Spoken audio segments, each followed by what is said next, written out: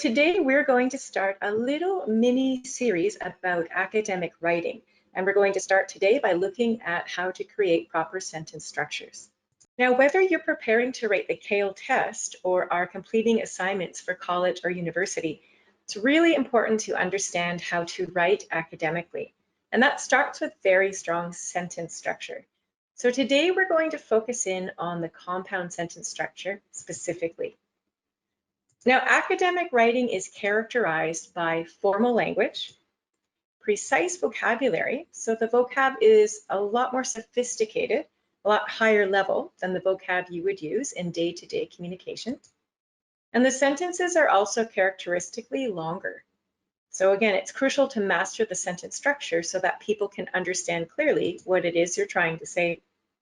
There are 4 different sentence types in English, namely simple sentences, compound, complex, and compound complex sentence structure.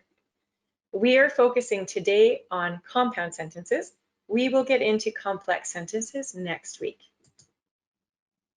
So both of these sentence examples we see here before us are written in academic vocabulary, but the first group is written in simple sentence structure.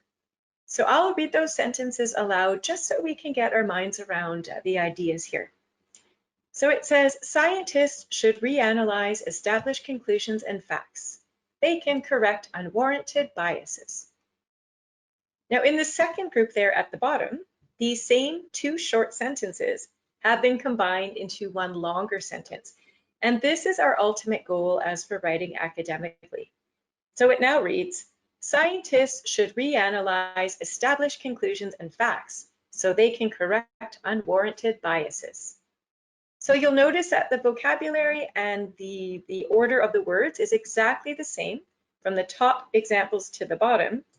The only difference is that we've added in one small connecting word between them. So these words are called conjunctions. Conjunctions are used to combine different ideas together. There are different types of conjunctions in English. We are looking today at coordinating conjunctions because these are the types of conjunctions that are used to make compound sentence structure. So there are 7 coordinating conjunctions in English, and you see them here before you on the screen. They read for, and, nor, but, or, yet, so. Now you'll notice that each of these, the first letter of each word is red and underlined, and that's because if you were to read that word from the top to the bottom, you would spell out a funny word called fanboys. So this is not a real English word. In fact, this is what we call an acronym. So if you can remember the word fanboys, hopefully you'll remember each of the words that start with those letters. So the F would remind you of for, and the A would stand for and so on. So the first step of creating compound sentences is to remember these words. We have to memorize them. And we also have to understand the meaning behind each one so that we can select the correct conjunction to connect ideas together. So we'll look at a couple more examples here of some academically written compound sentences using different conjunctions. So the first one says, city engineers have received critical acclaim for their creatively designed workspaces, but the city has halted future developments due to budget constraints. So here the word but is our conjunction, and you notice that we've placed it right in the middle of these 2 ideas. And that's where your coordinating conjunction belongs. You don't want to start with these words, you want to put them in the middle of the 2 ideas that you're combining together. You'll also notice that there's a comma right before the conjunction. And that's really important. That's the rule that we need to follow as we're setting up the structure properly. We've chosen the word but here because but indicates an opposite idea. All right, so we know that this the meaning of our sentence will properly be conveyed through this word. The example at the bottom reads, students can find the prerequisite courses needed for their field of study on the college website, or they can request a meeting with their academic advisor to discuss course options. So once again, our conjunction or is found right in the middle of these 2 ideas we're combining. We put a comma right before the conjunction. And the reason we've selected or this time is because the word or indicates a choice. So again, that's the meaning that we're trying to convey here. So there's quite a bit to remember when you're writing compound sentences. You first have to know what those 7 conjunctions are. You have to understand the meaning behind each one.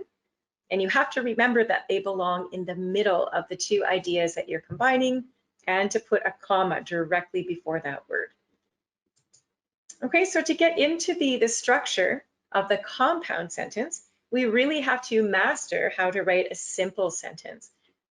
So it's important to remember that every single simple sentence that we create has to have a subject and a predicate. Now we're going to start by looking at the subjects because these are the people or the things that the sentence is all about. And the subjects have been underlined for us here. So we have scientists and they in the 2 different sentences in the top. Now you'll notice that these same sentences themselves are written again at the bottom on either side of the conjunction so.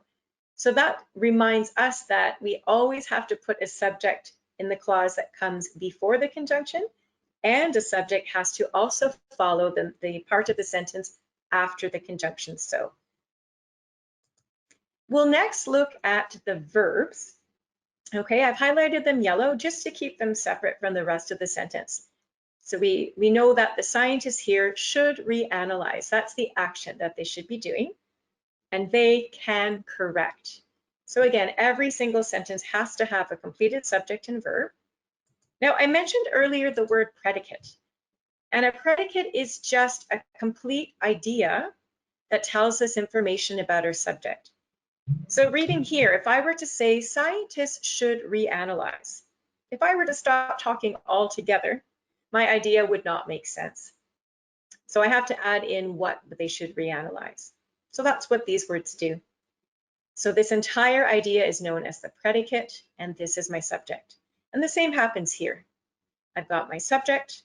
All of these words need to go together to complete the idea. So we call that the predicate.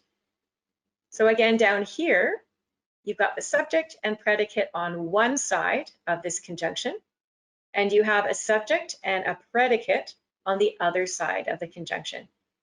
So think of this as a balance. When you're writing compound sentence structures, whatever you do to the first half of the sentence, you also have to make sure you include in the second half. So subject and predicate goes on both sides of that conjunction. Okay, so just to make it hopefully easier to remember this, I'm going to introduce one more little grammatical word for us here. When we have a complete subject and predicate, so the sentence is complete, you'll notice that is what a simple sentence does.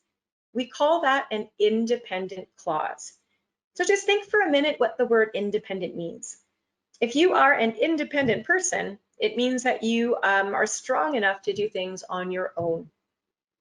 I always like to think of that as applied to the sentence structure. So if a sentence is independent, it too then must be strong enough to stand all by itself. That means it's complete and I don't have to add any more information to it. Okay, so that's what an independent clause does. It's really important to note that because there are different types of clauses and they're used in different ways throughout English. We're going to look at different types of clauses next week. But for today, for this session, I'm really wanting us to narrow in on the independent clause. That's what forms the basic sentence structure. All right, each independent clause here on the screen has been placed within red brackets so that we can track them. So a simple sentence is an independent clause. So we've got 2 of them up at the top. And you'll notice that each of those simple sentences have simply been connected together in the bottom to create the compound sentence structure. So what that means then is you're literally writing an independent clause on both sides of the conjunction, in this case, so. Okay, so just to finish off and make sure we've remembered all of these rules, because I know I've just shared quite a bit of information with you, I want to do a little bit of error correction. So I've written here what's meant to be a compound sentence, but there's one mistake that really needs to be fixed. So I'm going to give you just about 5 seconds or so to see if you can find it, and then I'll show you what needs to be done to correct. Okay, make sure you've got a subject and predicate on both sides of the conjunction. Double check the conjunction is correct and that the punctuation mark is there. Can you spot the error? So what was missing here actually was the subject in the second part of that sentence. I've added the word in blue in the bottom. So in the first half of the sentence, my best friend is the subject. So I need to refer to the subject again in the second half. So in this case, if my best friend is a woman, I'm going to use she. If the best friend was a man, I could have said he. All right, it was really up to you and the meaning you want to partake. The verbs have been highlighted yellow as well, just to keep track of them. And you'll notice that the idea makes sense now. We do have a complete predicate on both sides of the conjunction. So all it took to fix this mistake was to add one word, but it's an important word. It forms the subject of the entire clause. So now it's correct and we can move on. All right, this second sentence reads, I emailed a scanned copy of my university transcripts to the office of the registrar, so officials told me that I needed to mail original copies. Okay, so try at home there to identify your subject and predicate on both sides of the conjunction. Double check the conjunction itself and look for your punctuation mark. I'll give you 5 seconds.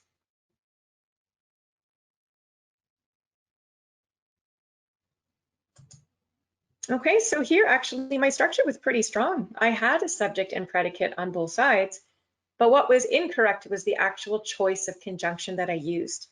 In this case, this is an opposite meaning. I'm sending the university transcripts in very different ways. So the best or the only appropriate conjunction in this case would be but. All right, I suppose you could use yet. That is another coordinating conjunction. They mean the same thing, but the word but is a little bit more commonly used. So we'll stick with that one. So we simply replace the word so with the word but, and we corrected the error. The meaning makes sense and we can move on. Last one today, this one says, Comet Neowise is one of the brightest comets to be observed in the Northern Hemisphere, so it can be seen with the naked eye. Okay, so last time, check your subject and predicate on both sides of the conjunction. Check the conjunction is correct. Check for your punctuation mark. Can you find the error? Right, this one was hopefully an easier fix still. You didn't have to fix any words whatsoever. The structure is fine, but the only thing missing is the comma. So we're going to add the comma back in right before the word so.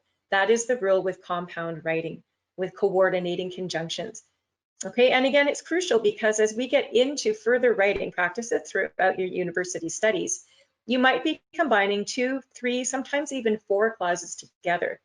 So adding a comma after each independent clause or main idea is presented is going to help your reader chunk that information down into manageable pieces.